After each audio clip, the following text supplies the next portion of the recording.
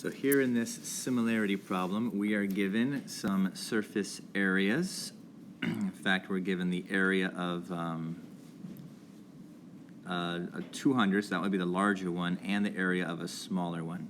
So what we're given here are surface areas. It's important to understand the information we have.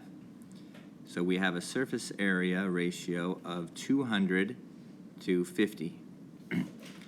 But we want to have a volume. So volume over here. The volume we have is 315, and that's solid A.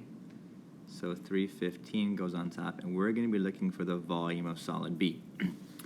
Now, of course, area is not the same units as volume, so we have to do some conversion of the area scale factor to a volume scale factor, or volume ratio. So how we do that is we come back here to the surface area, and we notice 200 and 50 both have a common divisor, so we reduce them. The first thing we do is reduce, and that reduces to 4 to 1.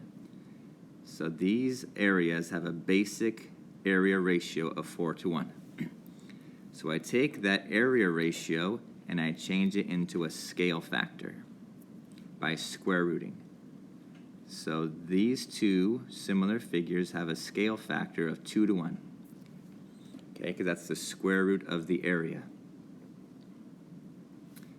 Now that I know the scale factor, I can change that into a volume ratio by cubing both of them. So that's 8, 2 cubed is 8, and 1 cubed is still 1.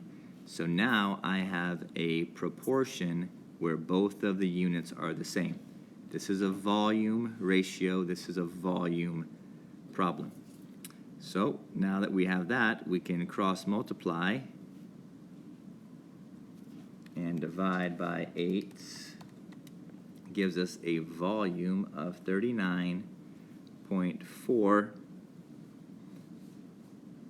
cubic meters. Okay, so whenever you're doing these similarity problems, you have to make sure that your units are the same. Volume is cubic units, so we need to have a volume ratio. So you take your area, you change it to the scale factor. From the scale factor, you can do the volume ratio.